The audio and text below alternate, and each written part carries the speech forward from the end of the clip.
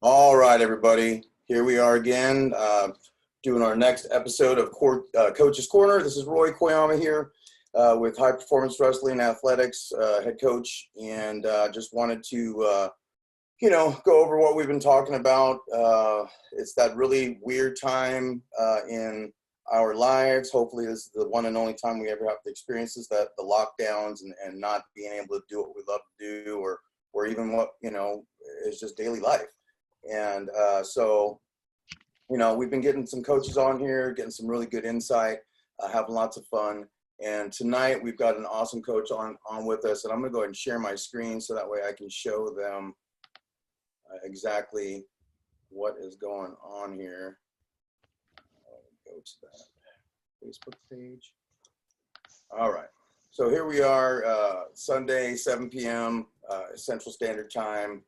Coach's Corner. It's Mike Moor with Wrestling Mindset is going to be joining us tonight, and it's a privilege to have him on. He's got some really neat things in his resume that I feel very grateful when I get to speak to guys like him because they bring so much value. So let me just show you a little bit about him, and I'll actually read it out for those of you who can't see the screen. Mindset Mike from Wrestling Mindset. He's served 7 years in the FBI, certified crisis negotiator, D1 wrestler, mindset coach to top athletes, teams, UFC fighters, featured speaker at 100 plus coaches clinics, schools, clubs, universities, head coach at W4R Training Center in Houston, Texas. He's had 80 state places there, over 40 All-Americans, 9 national champions since 2013. That's awesome.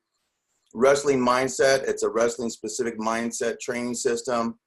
2009 winning mindset, worked over 3,600 athletes from youth to through NCAA, Olympic and professional levels in 16 different sports. So let's welcome Mike on board.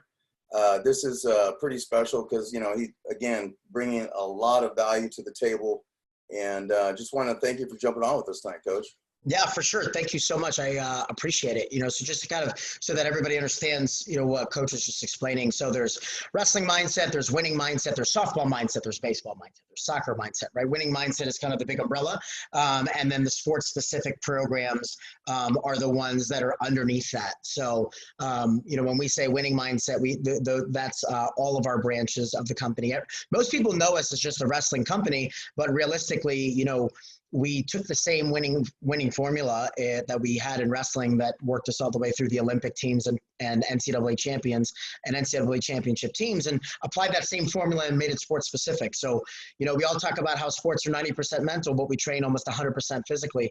And I was sitting in a lot of your shoes right now, like, oh man, I'm really this is such a cool aspect of the sport. I really enjoy this aspect of the sport. And the more that I learned about this particular program, what a lot of people don't know is that I actually hired Wrestling Mindset in 2014 to work with my club team.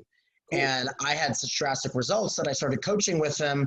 That grew into more of a leadership role. And then they approached me to come full time in 2016. And that's when I left the FBI. It was in 2016. So I was just like those of you that are sitting here, whether you're an athlete, whether you're a coach or just a fan of wrestling, trying to find ways to get my kids better. We had 13 kids in the state finals one year. 9 of them should have won. 4 of them didn't. I'm sorry, 9 of them should have won. Only 4 of them did. And we're scratching our heads man, especially with my FBI background and the good coaches we had, what are we missing? So hopefully today you guys can walk away with some answers to some of those questions. And, the picture that Coach was just sharing, you don't have to be sick to want to get better. This isn't just about people that have a problem. It's not for a mental midget. There's a reason that I work with multiple, and we work with multiple top 10 fighters, top 5 ranked NCAA athletes in the country and in the world, because you're either looking for the edge to separate you at the top, you're trying to get to the top and figure out ways to cut those corners, right? Or you're maybe the average athlete that does struggle with a lot of those things and they're holding you back. So don't think that just because you're a high level athlete, you feel tough enough. Don't think because you're a newer athlete that this is not for you. This is for everybody. It just depends on what you're looking to get out of it. So, Coach, back to you. I'm sorry. No, I dig it. I dig it. Yeah, you take you know, you take the stand as much as you want, Coach. You know, and I love it because it's getting me excited to hear what you have to share about those topics too. You know, and right now I mean, you know, this is just a really, really funky time in our lives. And, you know, I'm curious, like, what is it that you are doing with your athletes right now? Because, you know, a lot of us are still in that place where we can't even, you know, engage with our sport because of the social distancing thing and, you know, lockdowns and you know, maybe the wrestler is or the athlete is 100% ready to just go rock and roll, but mom and dad are saying, hey, listen, you can't because, you know, grandma's high risk or whatever it may be. You know, what do you have your athletes doing something, you know, that, I don't know. I mean, you know, we're kind of all stuck at home right now. Yeah. Well, I mean, so sorry, I was just making sure that I shared your live feed on my Facebook page, and Okay. I'll do the same on the Wrestling Mindset page here in a second. That realistically, treat it like an injury. You make the best of what you got, right? Like if you hurt your shoulder, well, you've got another working arm and a lower half of your body, right? If you can't get to formal wrestling practices or gym, you make the best of what you have, or you go out and purchase better opportunities, right? Like you find a way. If you have literally no money and there's nothing that you can do with regard, like I'm talking, let's say strength training, okay? You can go in your cupboard and you can put as many cans of soup and things that carry weight. You have a sister, you have a brother, you have a 40-pound dog, right? Yeah. Like there is literally no reason why we can't make the most out of this opportunity. So, you know, number one, as soon as this stuff happens, it's just giving the perspective of like, hey, it's no different than if we're injured. It's no different, you know, than any other time where we can't train the way that we normally would, right? So if you're snowed out for a couple days at school, you make the most of what you got. You do stance motion in your garage. Maybe you've got a brother that can wrestle. Maybe you got a friend down the block. Like, bottom line is you make the most of the opportunity.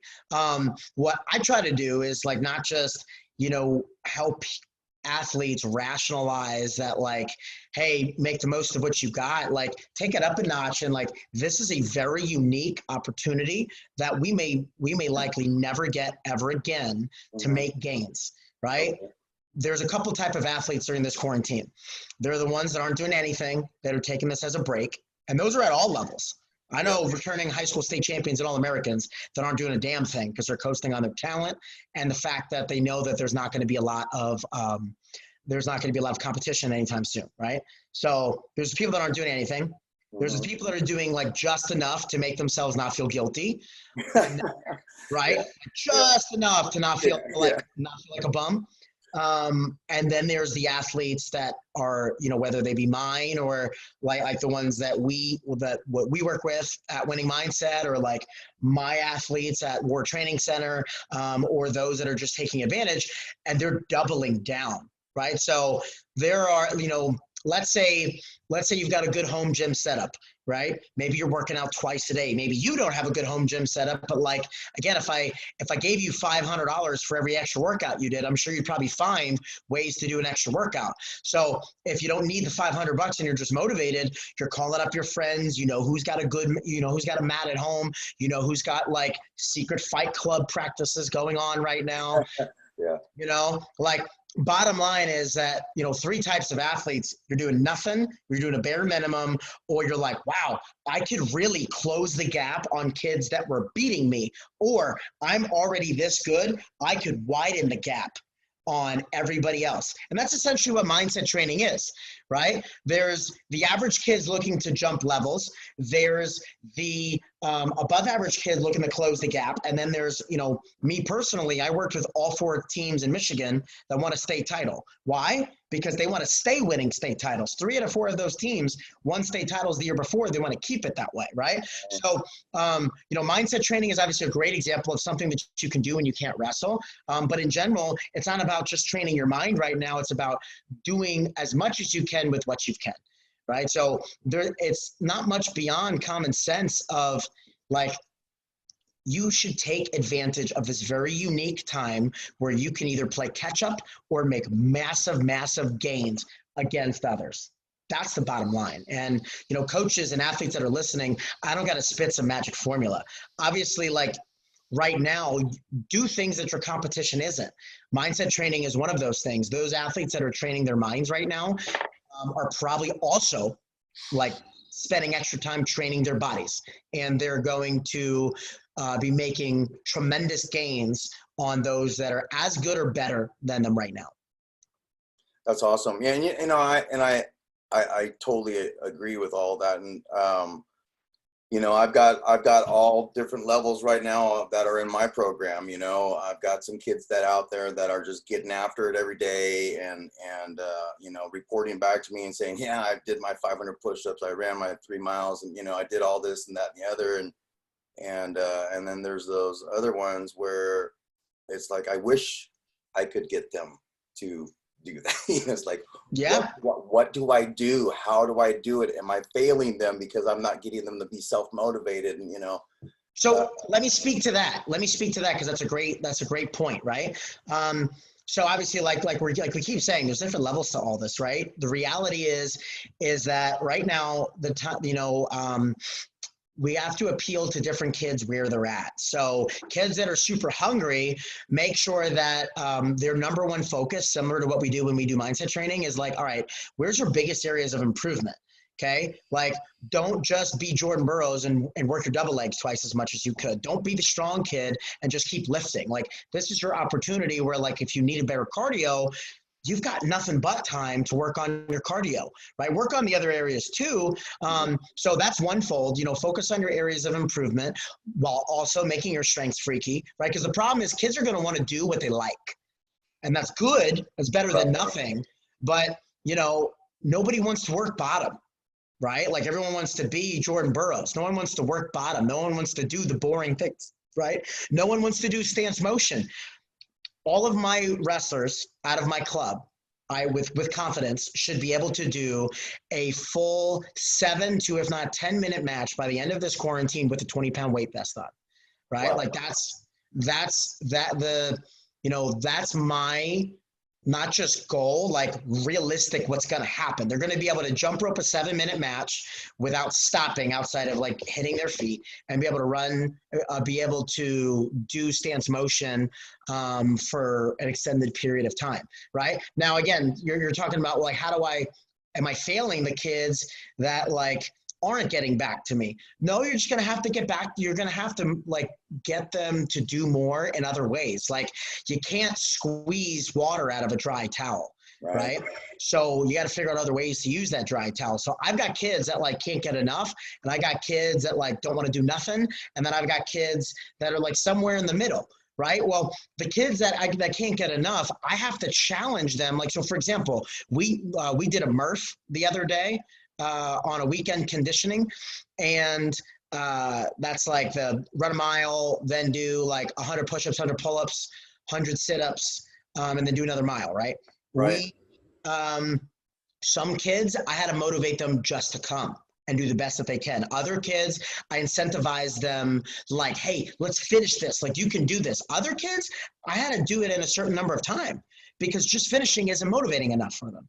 I love it. Yeah. Right. So like, for the kids that don't want, the kids that like you can't get to do the normal, figure out what they can do, right? And motivate them to do what they can, and then push it a little bit, and then push it a little bit, and then push it a little bit. You can't squeeze water out of a dry towel, right? So you can, I think coaches are getting frustrated with that. Like, there's a group of their kids, just like there'll always be the kids that always want to work, and there's the kids that won't. Well, don't just let them be and focus on those good kids. Give those other kids challenges to motivate them where they're at. That's I'm glad you brought that up, because that's where I am struggling with that. We have, oh gosh, I'd say like 50 plus 60 kids, a part of our program right now, and some of them have disappeared. And then I've got others that they are hitting me up all the time. They want coach to know that they're doing their thing and get that acknowledgement. And then again, I've got those kids that, you know, and I know almost every coach has experienced this. You got these kids that have just high levels of talent, or just potentially just could be just, you know, rock star athletes. And you're just like, how do I get this kid to just, where do I get that flip the switch, you know, or that switch to flip, you know what I mean? And so just what you're saying is, you know, maybe get them to focus on their weaknesses to help them improve on that, so that way they can be more well-rounded when they come out. Well, what I'm saying is that, like, when it comes to super motivated kids, this is a time where you can motivate them to focus on the areas where they need improvement. Now, like, we try not to say the word weakness, Gotcha. with the exception of like particular scenarios. Reason being is that, like, hey, let's work on your weaknesses today, versus like, hey, we've got some areas that we can make some massive gains. It's the same exact thing, but it tastes a lot different. And like, the power of words is very real. So when we get in the habit as coaches, like, for example, if you tell a kid, hey, give up one, not two, he's probably gonna just let the kid go. If his focus point is give up one, not two, then he's gonna be he's going to be satisfied with letting a kid go, right? Mm-hmm. If you tell him, if his objective is his belly does not come off the mat, right? You're going to settle with a kid building his base over and over again, and he'll be pissed giving up one. My point is that, like, the words that we use affect the way the kids think. So you're talking about, like, how do I motivate these kids? Well, you really can't do a whole lot as far as like getting through to them. What you have to focus on, and again, where like we come into pieces of value as mindset coaches, is like, you have to change the way the kid thinks in order to change the way the kid feels.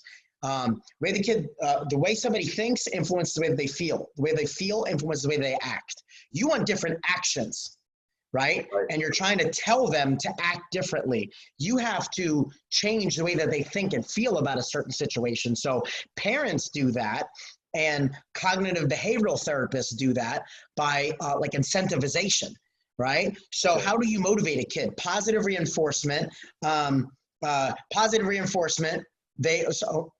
Let me rephrase. You can punish a kid. You can positively reinforce good behavior, right? Or they're self-motivated and you can hit them with pride, right? So you got to know your kid, like which of those three areas. Some kids respond to punishment. Other kids respond by like you giving them that extra attention positively. Other kids, like the best kids respond with pride. Like, hey, your competition's out there. Like, I saw blah, blah, blah on their Instagram the other day with a live workout, killing it. What were you doing yesterday, right? The best kids are going to get motivated by pride and positive reinforcement. The middle of the run kids are the ones that are difficult to motivate. We either need to, one, positively reinforce, or two, punish, right? But you got to know which kid's which. That's why there's 100 different ways. Like 100 kids should get parented 100 different ways, just like 100 athletes should get parented close to around that number. You know what I mean? Yeah, it takes a village. So, you got all these different levels of kids. So would that also equate to different types of goal setting for these kids? I mean, you work with all different ages from what I understand. So right. That could apply it so many different ways. And, I know there's a lot of coaches out there, and the questions I ask it is like, I know that there's other coaches I've talked to that are wondering these same things. It's like, sure. So what is it that, how do you get these kids to, do you set the goals for them, or do you ask them what their goals are? And, you know what I mean? Well, ultimately, like wrestling and mindset training is something where we teach virtue using wrestling as the vehicle, right? So teaching life lessons, wrestling is just the vehicle. We have a systematic approach to teach. That's where, like back in the day, you wrestled and like you learned life lessons. Like you just graduated from wrestling with this like sense of toughness and dedication and perseverance and like understanding how certain things work and how they don't. That gap has gotten wide. Like we needed to bridge that gap over the last however many years, between wrestling's 90% mental, but we train 100% physically. Moral of the story is that, like, to answer your question, we have to, if I set goals for kids, it doesn't teach them anything. right? Like I can give them something to focus on, but ultimately when I'm not around, like there was an obsessed wrestler on their Instagram. They shared a TikTok of a kid. He was showing wrestlers like stance motion when coach isn't looking, and it's just like moseying around versus like stance motion when coach turns around and they're moving all over the place. Right?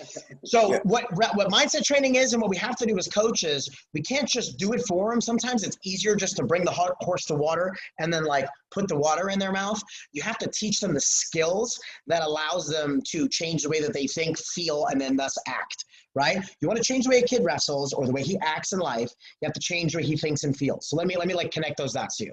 Right? So if a kid thinks that because he's wrestling the number 1 seed, he feels that he can't beat them, then he's going to wrestle poorly regardless of his talent.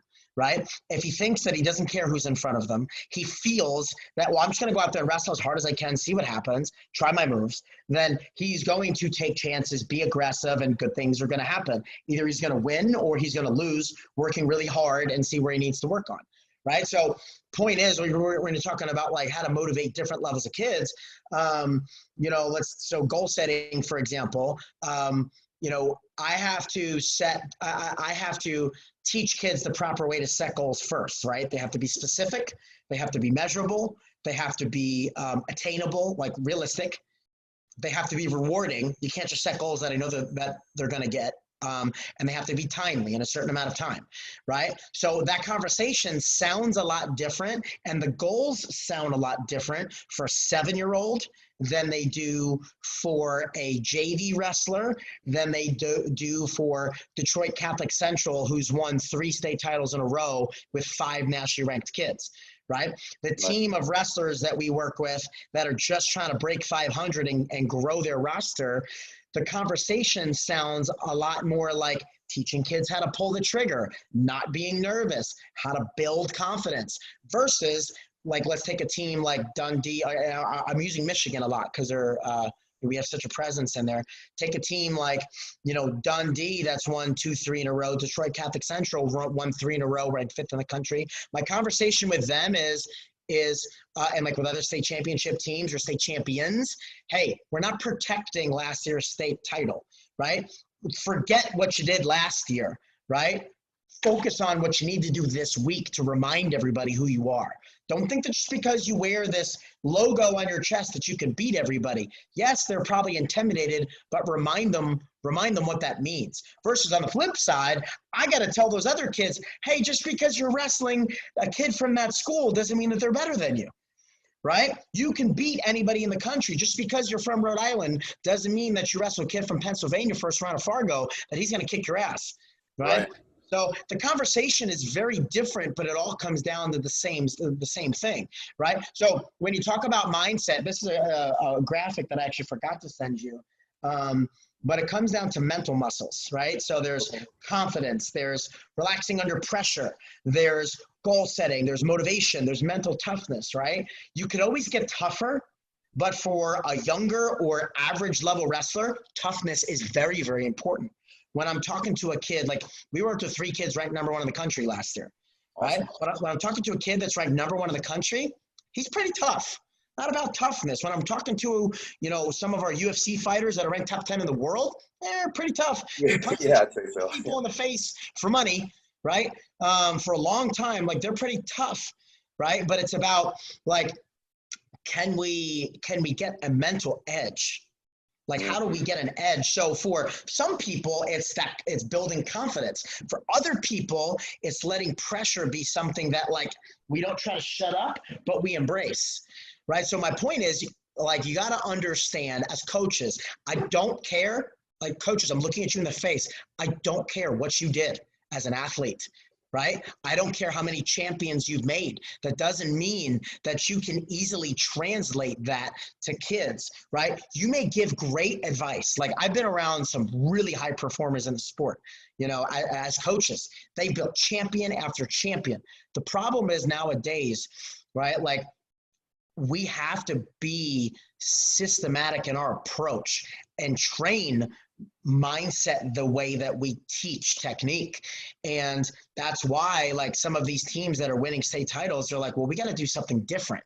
Like, we got to figure out a way to bridge the gap. We got to figure out a way that, like, I'm given, like, I've been in the room with coaches and I'm like, you're amazing at what you do. The only thing that you lack is a system and how to teach this. You know what I mean?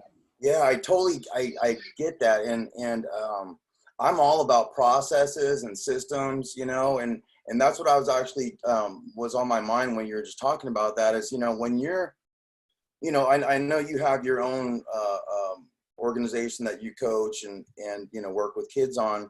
Do you incorporate, you know, like a segment of mindset training into practice? And what's that look like? For sure. So I'll preface that with, similar to talking about coaches that are top 10 in the country, right? You can give a lot of great advice, but it's kind of like throwing spaghetti against the wall. Sometimes it sticks, sometimes it slides, sometimes it bounces off, right? So it's like coaches are dads, they're nutrition, like their father figures, they're nutritionists, they're strength, they have to be a strength coach, they have to be a technique coach, they have to be a mentor, they have to be like a brother in Christ. Like, we wear so many hats. Right. I don't do, like, we had a mindset coach that was my assistant coach for a while. I typically don't do the mindset training at my club. Why? They don't want to hear it from me. I'm Coach Mike to them, not Mindset Mike. They don't want to hear what they're always hearing from, like, online when they're at practice. They got to hear it from somebody else. So, you know, why do these, like, top 10 coaches and fighters and teams bring us in all the time? Because they understand and they lack the ego of understanding that, like, they need to hear it from somebody else. We're going to give, our advice is going to sound a lot like some of these best coaches in the country. And you'll see them nod on the Zoom calls of like, yup, like I say that all the time. I'm like, I know you do, but they can't hear it from you all the time. They hear it from somebody else. And we come in with, like, worksheets and a process and a system to teach it. You're saying all these great things and you preach them all the time, but this is what's happening. You tell a kid, just go out there and have fun. You tell a kid, hey, there's no reason to be nervous because of this, this, and this, right? You tell a kid, don't worry about this, but then they do, right? They're taught to wrestle like this, but then this is what shows up. So what they focus on is the difference when they can hear it from somebody else, right? So my point is, I talk about it a lot, and I do bring some of the worksheets into practice in the most ideal forms.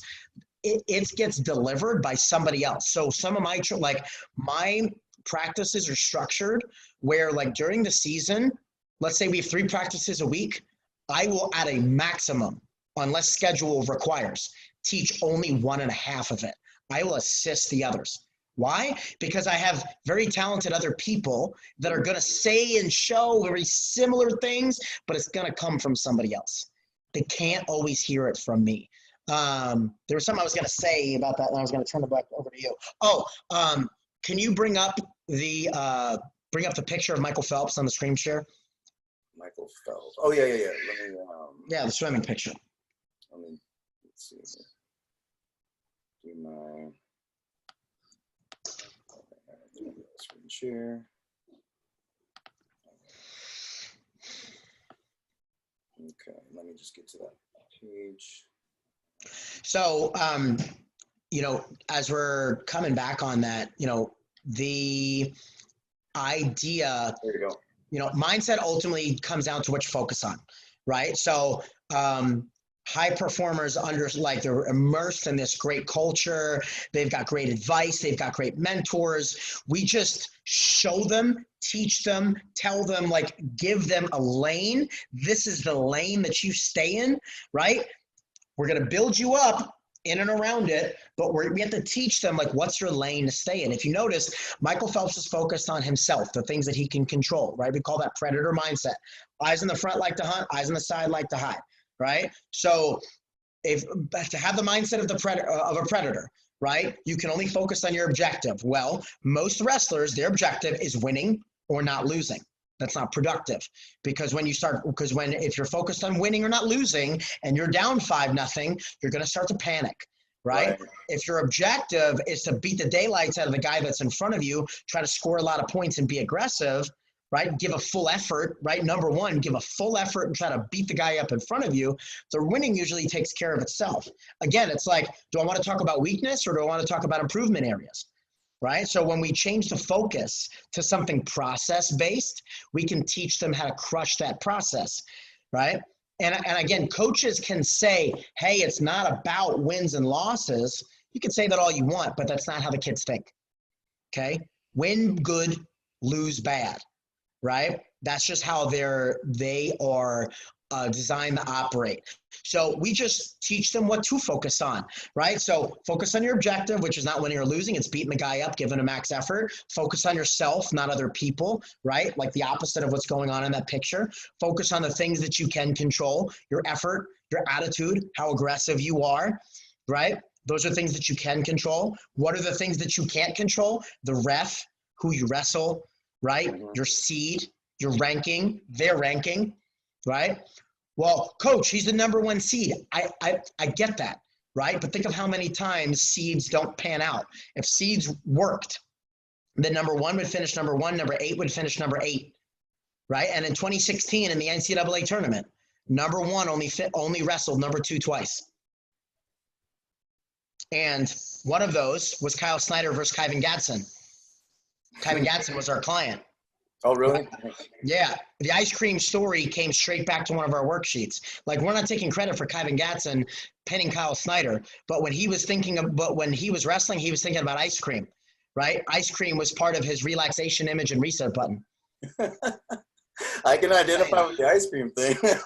Right? He's like, man, you just won a national championship. What do you want? He's like, man, I want some ice cream. Everybody thought that was hilarious. His focus was just on ice cream, right? Not on wrestling. So I'll sidetrack one step with that. And, you know, those of you that are super deep in your faith, when God is first, wrestling is not. Right? When wrestling is not, you're not defined by wins or losses. So now you don't have to be deep in your faith for wrestling not to be first, but your focus has to be on something process-based, not outcome-based, and it has to be an absolute truth. So if we have to focus on things that are not outcome related. Can't be focused on success, can't be focused on money, can't be focused on wins, right? But a lot of people, they focus on wrestling being number one in their life, so it's connected to their self-worth. Mm-hmm. So guys like Mark Hall can lose a national title, walk off the mat and sign autographs and be like, man, I'm just so thankful that I got to compete for another national title. Versus other people, they lose a national title, they throw their headgear, they sprint into the locker room, and then they're not seen for 3 months and live in a car. Right. And I'm not saying one person's good, one person's bad. I'm not saying one person believed in God and the other person's different. One person's self-worth was connected to wrestling. One person's number one focus was, I'm thankful for the opportunity to wrestle. So gratitude is something that we could focus on all day. So I would say, as a coach, my number one objective that I learned from being very good friends with Kyler Sanderson, Kale's brother, is that your focus has to be teaching your wrestlers to be grateful for the opportunity to be there and get better. Is practice an opportunity to get better, right? Are you focused on getting better, or are you focused on making it through practice? When you're wrestling live, are you focused on beating your partner or getting better, right? So at the end of the day, I'll look my guys in the eye and my girls in the eye and be like, did you guys get better today? Did you make the most out of your opportunity to get better? Because somewhere your competition was. You chose to take time out of your day to be here. Did you make the most of it? So when gratitude and making the most out of opportunities is what kids focus on, you'll see amazing things happen. And that's gratitude is what Penn State believes is the mental edge of their team. I dig it. That's one thing that I can openly admit is that I don't really talk about the gratitude part of it. But I talk about, hey, do you feel like you've gotten at least 1% better today? But well, we say that, right? Like, again, so this is what I tell good coaches that are like, oh, we don't need this stuff. And I tell them, I'm like, listen, I'm not saying that you do. I'm not saying you're sick. There's something wrong. You say a lot of the right things, but that doesn't mean the kids are able to receive it. Like, that's the difference between motivational speech, just like stuff that gets us fired up, versus teaching kids tools. So you probably say, just like a lot of the coaches that you brought on here, probably say a lot of great stuff. That doesn't mean that we've given kids tools. to change the way that they think and operate. So I'll give an example, and then I'll come right back to you. I love what Eric Thomas has to say. I love what motivational speakers have to say. Be the lion. You got to love to hunt, right? Like that sounds just like what we're talking about, predator mindset, right? Yeah. Be the lion. You got to love to hunt. You can never be satisfied. Like I could tell that's you in a really motivating voice, but I didn't tell you how to be the lion. I didn't tell you how to hunt. I didn't tell you what to hunt, when to hunt, and how to hunt it, right? So, coaches on like, even if you see your kids 6 days a week and you're the man saying all the right things, it doesn't mean that's the way that the kids think, right? That's not the way that they feel. So that's not the way that they're going to act. Man, that's deep. And, now that you say that too, I've been thinking about that. And there's some times where it's like, I'm like that Charlie Brown teacher, wah, wah, wah, wah, wah, and then their eyes glaze over and you're like, am I even getting to you right now? I'm the guy. Like I'm the guy that travels around the country. My kids don't want to hear me yap about it because I'm Coach Mike. I'm not Mindset Mike to them. Like to them, they giggle about that, right? Like they just want to learn wrestling and hear a little bit. Right. So here's the thing, like your wrestlers, like they value your advice and they're engaged, but that doesn't mean that you're trained. Like, are you an expert in the field and you're trained to give them the tools that they need? Right. Like just because you're a handyman, that doesn't make you a good carpenter. I'm sorry. Just because you're a handy plumber doesn't mean that you're good at carpentry. You're handy and you could probably do some stuff over my house, but I'm probably not going to feel safe letting you wire my electric. Right. And as coaches, we have to take a step back. So like I bring in as many voices as possible. Like I remember when I first started my club, I brought in probably like a different clinician probably every other week, even for just a practice, just because I wanted them to see it, hear it, feel it from somebody else. Coach, that brings me to something that I think that may be a hurdle for some is ego, because a lot of coaches, man, they like being the man, Oh, yeah. You know what I mean? And personally myself, I don't want that pressure. I would rather bring in, more people like you yourself. So that way the kids are hearing it from other folks. So those coaches that possibly could be struggling with that, what would be their first step? For sure. So realize this, like, just in general, like I'll say like dealing with ego in general, and then I'll say with regards to mindset training, right? So ego in general, I do camp for the Sanderson family every year. And I'll back up how I got to that camp. So I met Kyler Sanderson at, Ironman in Ohio. And he walks up to me. I knew exactly who he was. And he's like, hey, bro, I'm Kyler. I'm like, yeah, I know who you are. He's like, I've got some questions for you. Like, do you have do you have a minute? I was like, Kyler Sanderson has questions for me? Like the youngest of the Sanderson brothers had seen it all as questions for me. I'm like, for sure. Do you have questions for me after? And he giggled. He said, sure. The dude came prepared with like a notebook and a pen and a paper, sat down there, asked me a bunch of questions to hear my input. Right. Wow. And I asked him, I'm like,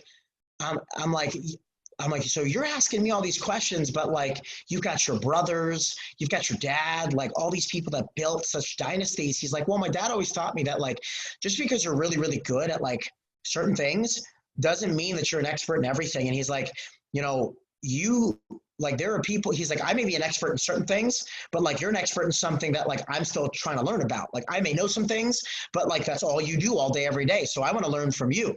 And it's not that like I didn't understand or know that, but to hear that come from a guy in that family, who's now built, one of the top 50 youth clubs in the country, who's the #1 youth club in Utah, right? Who, again, like 2-time All-American, like connected to such a sport-changing family.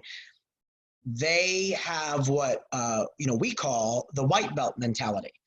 Is, you need to constantly, you can be a black belt in experience, but be a white belt in knowledge. I'll bet you 95% of the best in everything, in industry, in sport, in everything, they're hungry for more information. They're always looking to learn. And that proved true when I did camp for them the first year, and Kale was one of the featured clinicians. It was like me, Kale, Zane Rutherford, and Kyler. And Kale saw me do this little stick trick that I learned from the CEO of the company, Gene. It's this little stick trick that is goes back to like mindset's all what you focus on. You try to balance a stick on your hand. If you try to balance the stick and look at it at the bottom, you literally can't. When you look at the top of the stick, you can balance it no problem. Mindset is, and what you focus on is what makes the difference. Kale comes up to me afterwards, after I'm done, and he shakes my hand. He's like, "Hey, I'm Kale." And again, I'm like, "Yeah, I know who you are." Right. and giggle. And he's like, man, I've sat through so many presentations and I've never seen that trick or see it put that way before ever in my life. He's like, that was really interesting. And probably one of the few times in my life I've ever kind of fangirled and like my mouth got kind of dry and I'm like fumbling over my words a little bit. Yeah. But it just goes to show you, he sat there, stopped what he was doing, paid attention to what I had to say for 15 minutes, and then went out of his way to walk up and shake my hand and talk about it, right? Now, fast forward to when I was a mindset coach for Brad Pataki, who was the captain of Penn State's first national title under Kale. Brad is a high school coach in PA, and that guy saw it all, right? He was mentored under Kale, was multiple time PA state champ, ranked number 2 in the country. He knows a lot more than me about wrestling, but hires me to help his team. He brought me in person to kick off their mindset training. I go to David Taylor's club and I strike a conversation with Casey Cunningham, assistant coach at Penn State. Casey, who was either national champ or national finalist, he has his son there learning from David. Oh, cool. So number one, obviously Casey can teach him anything that he needs, brings him to David to get another voice. And Casey comes to me and I was like, bro, I don't know if you know this, but word on the street is that Kale credits you a lot with the success of the program. He says a lot. He says you were pivotal to him winning a Olympic medal. You as his training partner. He says a lot of the tech, and I hear from the guys on the team, a lot of the technical knowledge comes from your brain. And he's like, I haven't heard that, but I'm not surprised. He's like, this is how Kale is, and this is one of the reasons Kale's so good. He said, Kale could do whatever the hell he wants. Tell us to do whatever he wants, and we would just listen, nod our heads, and be like, well, you're Kale. Kale knows. Right. We'll just listen to you. He said, Kale constantly asks us for advice and input on everything to include the athletes, constantly asking us for our input, not because he's insecure, but because he wants to, well, what do you think about this? What do you think about that? Well, what if he did it this way? Can you do this way, a different way? Kale never wants to stop learning. Right? So that's a very convoluted way to remind you all that the best coach in the game and everyone in his family, to include his own father, who when I met, right? I asked Kale and not Cody, Cole and Kyler, why the heck are you guys so good? And they all pointed to his dad, right? So I didn't spend all my time with Kale. I spent all my time with their dad. Sure. Figuring out what makes him tick. And even his dad, when I had a coach's Q&A at the camp, his dad was the one that asked the most questions. The guy that created, birthed, and taught Kale Sanderson how to be Kale Sanderson, he's the one with the most questions. So I bring that all full circle. Coaches, you don't know it all, okay? Because Kale doesn't know it all. Right? Dan Gable doesn't know it all. John Smith doesn't know it all. And those are the guys that are asking the most questions constantly, right? They're always trying to take a white belt mentality to everything that they do. So if you want to be successful, don't try to make your team a bunch of mini yous, right? Check your ego at the door and see what you're doing that's working, but also compare it to what's going on around the state, around the region and the country and the world, right? The best athletes, they study the best guys in the world. The best coaches study the best coaches in the world. The best the best coach in this, if they want to get better, so if I want to get better in that, I'm going to study the guys or the girls that are the industry leaders, right? So ego kills more dreams than doubt ever will. And so I'm in Texas, and everything's big in Texas, to include the Texas size ego, right?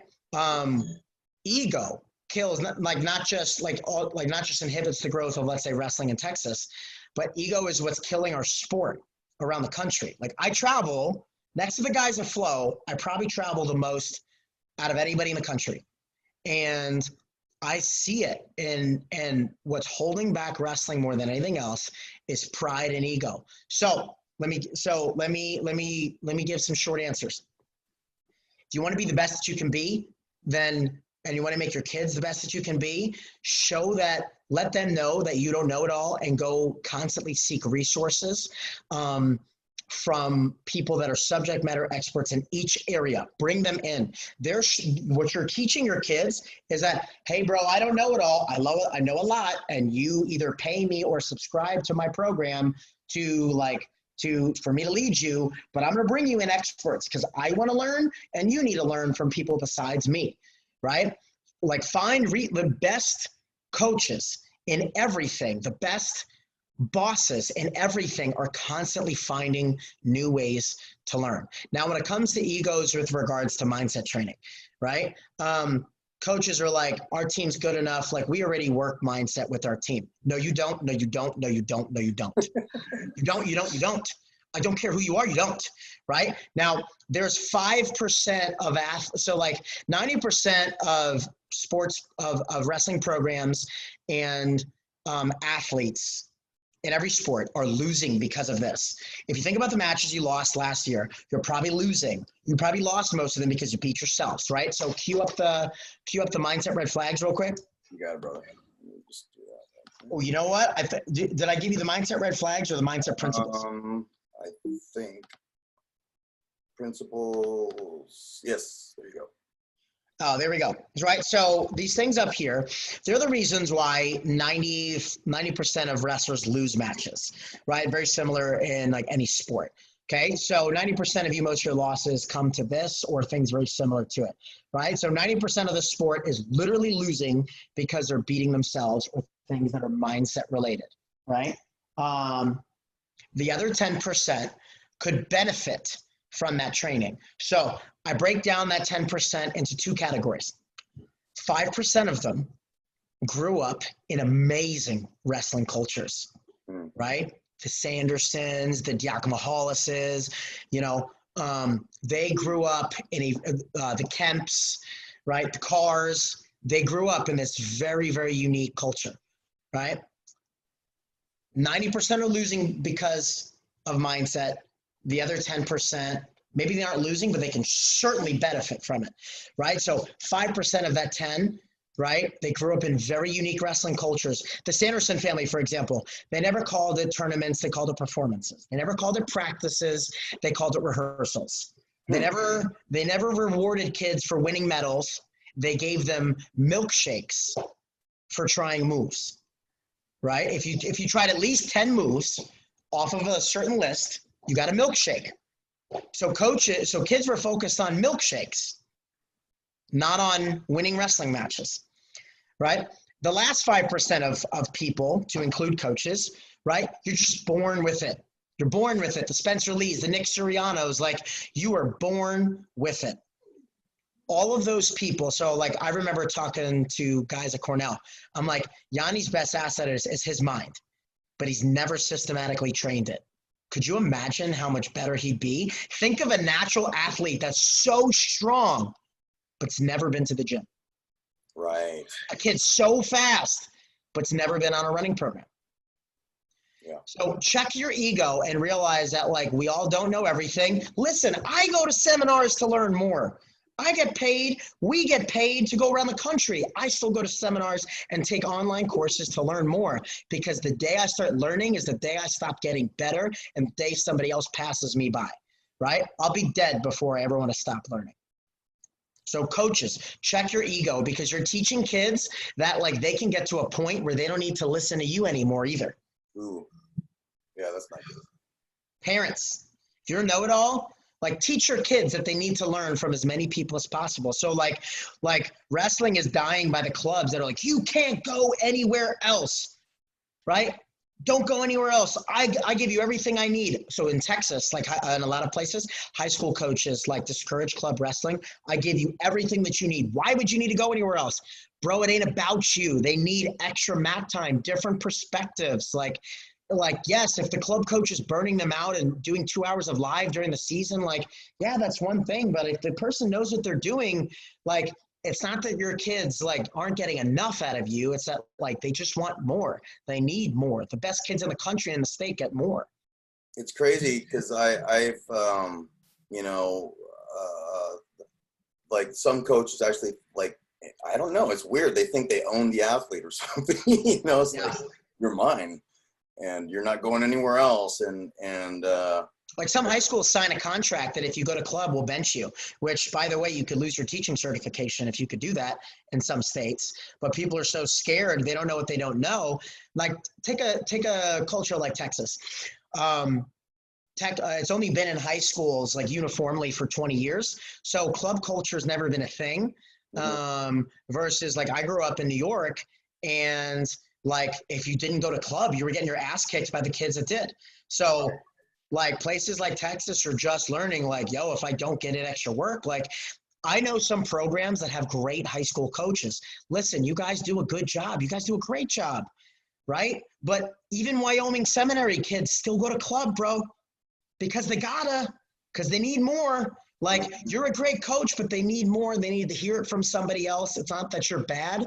There's benefits from hearing it from somebody else and getting a different perspective.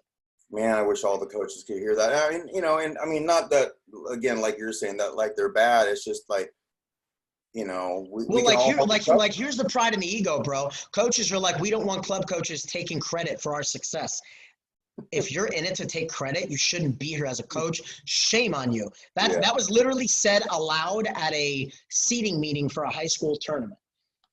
That's crazy. But by the guy who is the director of one of the biggest regions in the state of Texas. Like these club coaches are trying to take credit for us. The athlete's the one that earns all the credit, and plus they wear your singlet. Stupid. Yeah, what kind of mindset is that, you know? I mean, a closed-minded one that doesn't raise champions. And that's why he hasn't qualified, probably part of the reason he hasn't qualified, but one guy to the state championship in like 7 years. That's nuts. But, you know, again, it is what it is. At this point, I was mad about it for a while. I don't fault people. It's how people were raised. They take it personal. Like, they weren't raised to understand that, like, clubs are valuable, and then they take it as a personal hit to their ego. Like, we're only here to, like, we're all on the same page. We just want your kids to get to their goals quicker. We're just here to help. Like, in Texas, for example, there's like on the average team, there's a handful of good kids to a large handful that have never wrestled before. Like, we're just here to help those kids kind of crush learning curves, you know? Yeah. Get them on the mats. You did send me another screenshot or another image. Do you want me to pull that one up? Which one was that? It is. Let me just get to it. This one. Yeah. So like those are the four things that we those are the four principles that we ground our athletes in, right? So like number one is gratitude, being thankful for the opportunity to wrestle, right? So that hits a little different right now. Kids think that's silly maybe sometimes during the season. Oh, I got to be thankful for the opportunity to wrestle. Listen, you get to wrestle. It could be taken away at any time for various different reasons. And it was stripped from a lot of people, right? Like literally you can't wrestle right now. Yeah. So in some places, and places aren't open.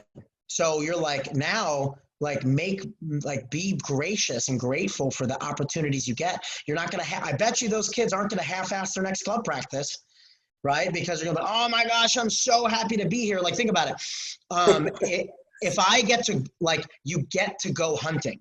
You could hunt for 8 hours, like catch nothing, or fish for 8 hours, catch nothing, and just be so excited that you got to go fishing, right? Because you're grateful. You're focused on like when you see something as an opportunity, you make the most of it. So like you'll freeze your nuts off, wake up at 5 o'clock in the morning to go hunting. But like when your coach tells you at 6 a.m. to go running during the season, you're like, snooze. Yeah. Right. But that's because like they feel like wrestling is something they have to do. They look at it through the lens of, I have to go to practice. I have to win. Not I get to go to practice and I can't wait to show how hard I've been working. Change what a kid focuses on, you'll change their life. And that's why we've doubled in business every year for the last 4 years, literally and figuratively, doubled in business in numbers. Wow. That's awesome. So you guys read this aloud, what is it, right as practice? So like right before and after all of our training sessions with a team, and then at the end for an individual. I'm thankful for the opportunity to wrestle. I'm aggressive and relentless. I have no fear of losing and making mistakes. I never give up. Kids aren't thankful for the opportunity to wrestle. They feel like they have to go to practice and then they need to win and they can't lose. They're not aggressive and relentless because they're more focused on making mistakes. So focus works like this.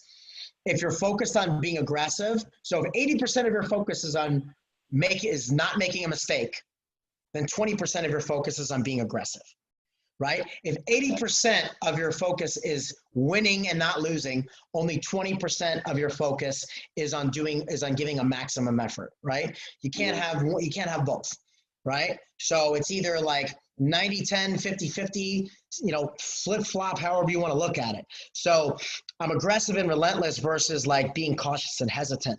I have no fear of losing or making mistakes because I'm so focused on giving a maximum effort and being and just like emptying my tank.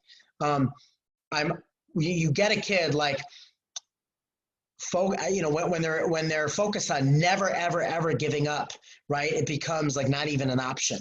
When you say these things every day, it trains your subconscious mind. So these are just 4 basic principles to go to like live your life by. But obviously, like, the dedicated people say it every day.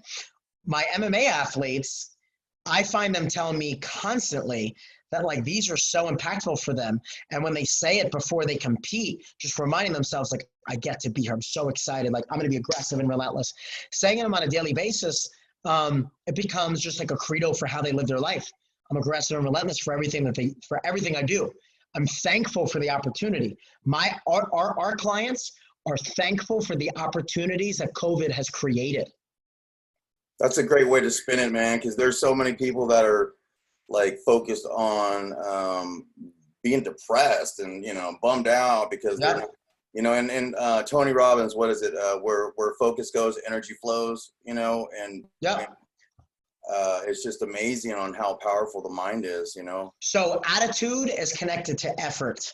Where your attitude is where your effort goes, right? So if you have a bad attitude, you're gonna have a bad effort. So teaching a kid to have a better attitude towards drilling, because drilling helps them in the process of becoming a better wrestler, translates also into like, if I don't like a teacher or a class, my attitude sucks.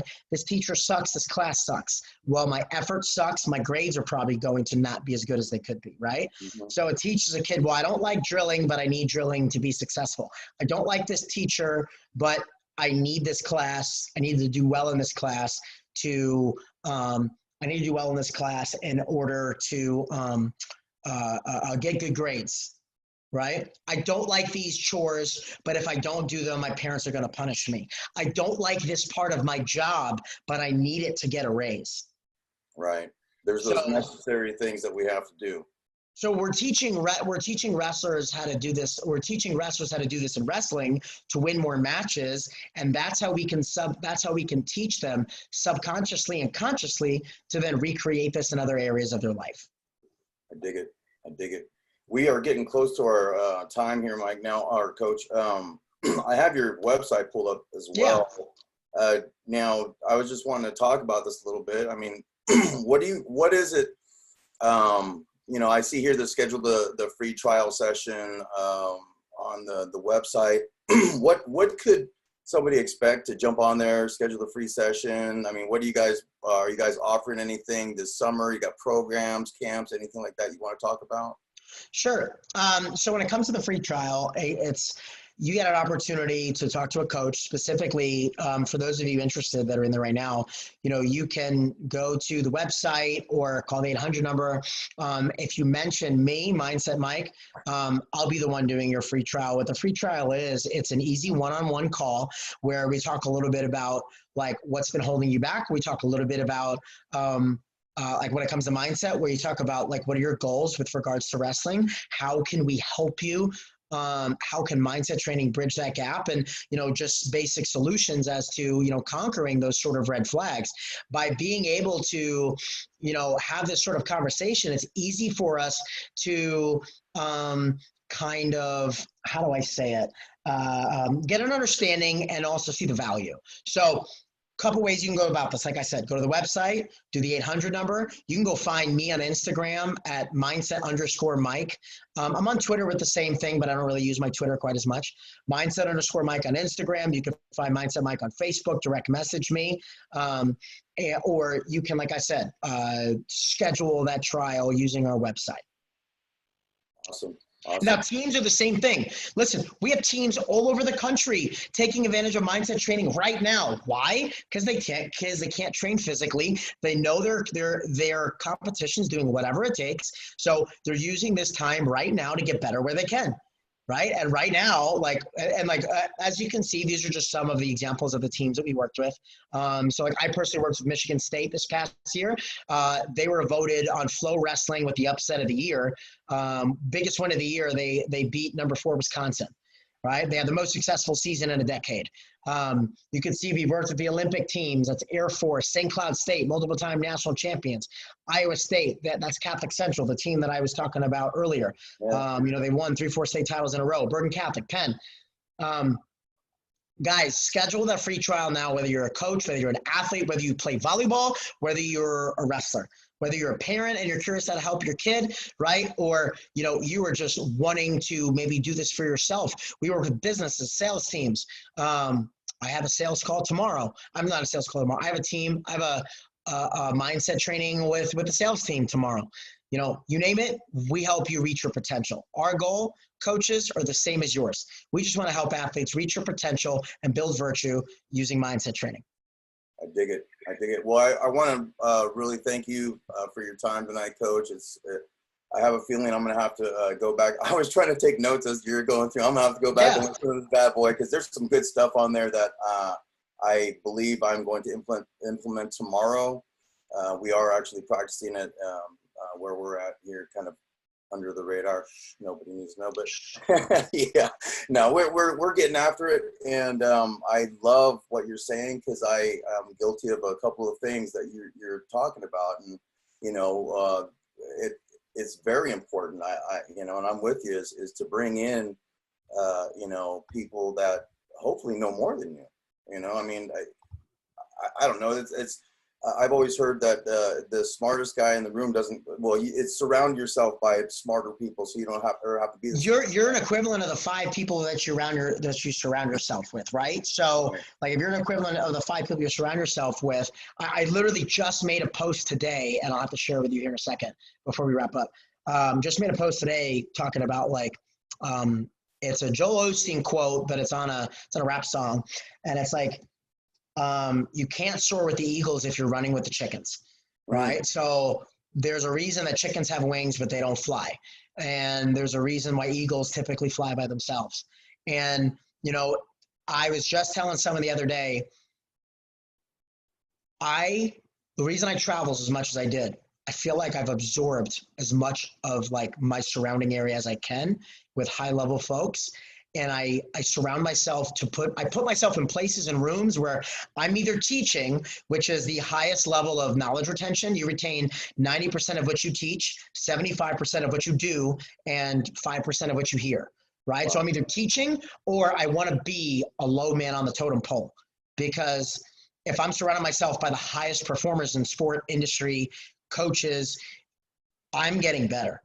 Right? I need to get better. The way that I get better is by making me better, by learning from other people. So I was literally just saying, if I'm the smartest person in the room, I'm not learning. Unless I'm teaching, right? If I'm teaching, I'm learning. But unless I'm teaching, I'm not getting better. So here, let me, it stinks. I got to pause my recording for it. But Is it on your Facebook wall?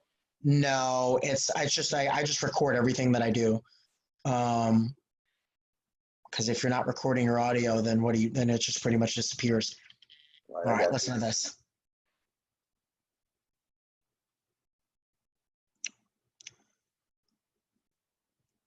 Oh, it's funny. They just Wrestling Mindset actually just said, "Don't stay in the boat when God is calling you to walk on water."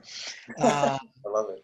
Yeah. So this was my post today. It says, "The faker you are, the bigger your circle will be. The realer you are, the smaller your circle will be. These are well-known facts." And then I talk about a bunch of stuff with that. But this was the audio I attached to it.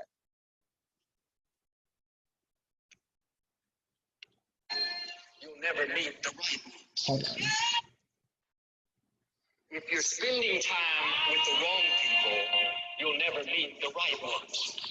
If you're hanging around people that are not going anyplace, people that are dragging you down, causing you to compromise, draining your energy, then you're going to get stuck. You can't hang out with chickens and expect to soar with eagles. You're going to become like the people you continually associate with. You want to know what you're going to be like in 5 years? Look at your friends. So, whether someone agrees or disagrees with Joel Osteen as a person, like those words, the words you can't disagree with. And, I pride myself. My goal as a coach, I have a number of goals. One of my goals is I want to put kids in college to wrestle. That's going to increase the likelihood that they graduate, that they come back, give back to the sport, and that they're going to end up doing, and they're going to do great things in their life. One of the other goals, obviously, I want to build strong, virtuous people. And I pride myself on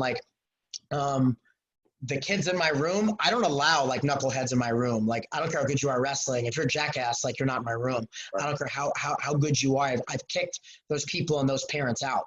Right. Because I know that iron not just sharpens iron for wrestlers, it sharpens iron with who they are as people. So all those people surround themselves with other like champions will breed champions. Victorious people hang around victorious people, learn how to do victorious things. The same goes for the flip side, right? So if we could surround ourselves with people that are as smart or smarter than us, we only grow. We force ourselves to grow. You know what I mean? No, yeah, I get that. And I very, very, very similar mindset on that one. Cause it's the one bad apple in the barrel, and you gotta identify that. And, you ever seen that? You ever seen how fruit rots? Oh yeah. If you have a batch of fruit and one of them is rotting, it rots anything it touches. So that's the reality of if you've got a bad friend, even a bad drilling partner, if you've got somebody that holds you back, they're poisoning everything that's around you. Mm-hmm. Right? And whether it's life or whatever, and I tell people all the time, I don't care what, if people either bring you up or they bring you down. Life is an elevator, and so are people. The choices you make and the people that you make or that you have around your elevators, you either go up or you go down. There's no neutral gear. So think of the people that you practice with. Think of the people you surround yourself with. If one of them is bad, it's not even the grade. If you have 5 grades for a semester and one of them sucks, brings everything down. So anyways, we can talk about this stuff all day. Yeah, for sure. But thank you so much for having me on. I hope I answered a lot of questions, and I'll finish my thing with this. There's one thing that people can get from what I said when it comes to gratitude, because that's the fire. That's what I've noticed. The highest performers, the Jordan Burroughs, the Kyle Snyders, the Helen Maroulises, the Sanderson families. You hear the words, the David Taylors, thankful, opportunity, grateful, appreciative of people around them. Something Kyler taught me that was a game changer in my room. And I just shared that today. It was a clip. Him and I did a podcast. I recommend you all Google or look on Apple Podcasts or Google Play, Wrestling Mindset, Kyler Sanderson, Gratitude. And you listen to the crap out of that. It is, I believe, the most downloaded podcast we've ever done with anybody, probably second to Jaden, the one I did with Jaden Cox. And he talks about like how to not just talk about gratitude, just like you can't just talk about mindset. You have to teach it. You have to give them tools to build gratitude. So one of the ways you can do that, so I was like, how do you teach gratitude? How do you foster more gratitude? And he said, one of the ways you could do that is by showing gratitude yourself. And this is what he said. So I'm gonna bring this up. All right, hope you guys can hear. I don't know where my microphone is here. Hold on. I'm gonna plug this in. And you'll be able to hear this.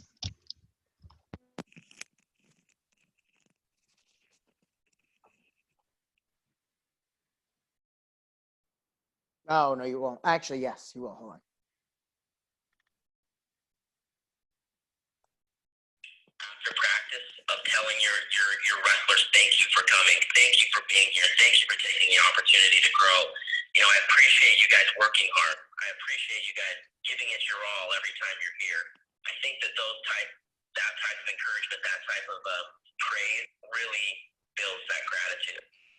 So I found myself constantly, like in the beginning, I was coaching how I was coached. Mm-hmm. Oh, you want to give a crappy effort and waste my time? We're going to sprint till you don't want to do it anymore. Till you no longer want to waste my time. This generation doesn't fly with that. And I remember having an epiphany one day, and I was like so frustrated with my wrestlers. And I was like, oh! And then it hit me. I was like, guys, you have this opportunity. At the time, I was like, had 3 D1 guys in Texas, like here in Houston. You have 3 D1 guys giving up their spare time with their friends and your family to make you better.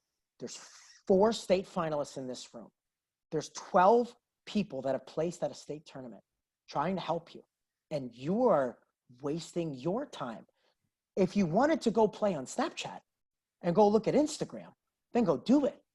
But like you have opportunities that other people aren't, and you're just pissing them away. Like it almost makes me like, I remember I like was tearing up. I was like so frustrated, sad, and mad. I'm like, you have things that others don't. You have opportunities that we would have killed for right in front of your face. Please, like, make the most out of this opportunity to grow. Every time that you're here, give me 90 minutes and you will be a better person and wrestler when you leave. Please, moral of the story, and we'll wrap up. I started doing a lot more of that and a hell of a lot less of punishment. Yeah. Rewarding effort in the middle of practice versus punishing and calling out, hey, thanks for not working hard today. Man, I guess Olivia doesn't want to be here today. Like, damn, you're barely even putting pop in there. When I praised effort, kids wanted to be the person they were praising. When I shake hands, you know, we do the mindset principle. And thank you for the opportunity to wrestle. I'm aggressive and relentless. No fear of losing a stake. Never ever give up. Hard work on 3. 1, 2, 3. And I tell everybody, shake hands with the people that made you better today. If someone doesn't get their hand shook, they're like, well, damn, I guess I slacked off today. You know what I mean? Ooh, I like you that. know? And it's just like, I always give credit to Kyler, who gives all the credit to his dad, that like, I completely changed the culture of my room. I always have had the best kids in the area and probably tied with the second or the third best room in the state every year. But the level of gratitude and like making the most out of opportunities and the level of growth that kids had over the last 18 months was unreal. And a lot of that comes just back to their attitude coming in, their attitude when they got tired, their attitude and their focus when they wrestled. Probably the most outstanding, most improved, most dominant kid that I had this year. He's only been wrestling for 2.5 years. He's beating kids with dads that run wrestling clubs who have been growing up wrestling since they're 3. He didn't place the state tournament last year, but he won MOW at 4 tournaments this year, to include districts and regionals. And what changed Same with some of the other high performers. I told him to his face, stop telling me you won. I don't care. How many points did you score? How many points did your opponent score? And did you win MOW? If you're not at a minimum 3 to 4 to 1 ratio and you didn't win MOW, don't text me because I expect you to win. Right? So he started, his objective was like, I'm going to score a shit ton of points and I am going to win MOW. And guess what happened? He won MOW 4 times in the year, to include districts and regionals. That's awesome. Yeah. So anyways, you know, I would love to come back on, you know, some other time and dig into some of these other topics. Like, Oh yeah. Because obviously I'm super passionate about it. Like I left my dream job to pursue something I'm very passionate about. And like, this is what coaches need here. It's, and I'll leave one other thing with like nuggets. And I don't know if you like break like different bits of this, like video and audio up, I would, you know, and like spit it back out. But like, this is another good one. Coaches, stop teaching moves. Teach wrestlers how to win positions. Stop block drilling. Teach them to play wrestle. You want to know how to play wrestle? I will tag you in a post that changed the game on how I teach kids how to play wrestle. How did I learn it? I learned it from a UFC fighter running an MMA practice, teaching them how to flow drill. And I'm like, holy cow, that's how we're going to teach kids to play wrestle that only know how to drill like this, right? Stop teaching moves. Yeah. Valentin Kalika, Helen Maroulis and Aaron Pico's coach for a long time. It's like, you Americans, you will learn all these moves. You learn 100 moves. You don't know how to win position. We teach how to win position. When you win position, you'll figure us out. Like, you spar most of the time. You learn to win position. You don't learn these BS moves. You have 50 different type of moves. Like, we just learn how to win position. What it comes down to, guys, you have to teach your wrestlers how to crush processes. Stop teaching them how to like get better at their shots and how to like do a bunch of takedowns. Teach them processes. I could talk for an hour on processes. If you look at my Instagram, I'll just tell you, I talk about this. It was 5 days ago. 1, 2, 3, 4 posts ago. It's somebody wrestling in my garage. And it's like, explain how sometimes you got to focus on process. In Pennsylvania, New York, New Jersey, I could teach moves and kids get it. Kids don't have a strong foundation here in Texas. So I had to reverse engineer and teach them the process of winning positions, not how to get better at wrestling moves. And that's how one of the other reasons why, like, the words that I use, the processes that I teach, and the things that I focus on and the things that I don't are the things that make kids go boom. So anyways, I need to respect your time as much as I need to learn how to respect my own. So Coach. yeah. I'm definitely going to hit you up on that, the processes. And yeah, we're definitely going to have to meet again for sure. Because I think we could just go on for a day. Yeah, I think like when people bring me on, when they bring me on with a specific topic, we crush it. You want to just talk about mindset and all this sort of stuff, then like you better block a 3-hour window. I dig it. Well, I do. Again, I really appreciate everything that you brought to the table. And I will, keep my eye on you and probably end up sending my kids your way. Cause I just know that it's essential to, have more than one person, leading these kids, so. We need a third party. Wrestling is 90% mental, but we train almost 100% physically. And 90% of our losses are because we beat ourselves. Period. End of story. You wrestled their rank. You wrestled their singlet. They beat you before. You blew a lead. You got you choked in a big match, right? You were worried about the blood round, the semis, the finals, that it was the state tournament, right? You beat them earlier in the year and they did not. And you thought you were just going to beat them again. My point is that like mindset is so important, that we have a strength coach, you have a technique coach, you have nutrition people, whether it's their coach or the people you follow and listen to their advice. Why the hell do we not have all of us have a mental coach when you're telling me sports and life are 90% of it. Right. A complete team. Mic drop. All right, Coach. Well, I thank you so much for the time that you invested with us tonight, and we'll be circling back to talk with you again. For sure. Hope you have a good evening. I just want to thank you again, and I'm going to go ahead and end our meeting for tonight, and we will see you guys all next week. So you guys be sure to schedule that free session and ask for Mike. He's gonna, or Coach Mike here, because he's gonna be able to give you a little bit more time, and look him up, wrestlingmindset.com. Everybody have a good day, and we will see you next time. For sure. Later, guys.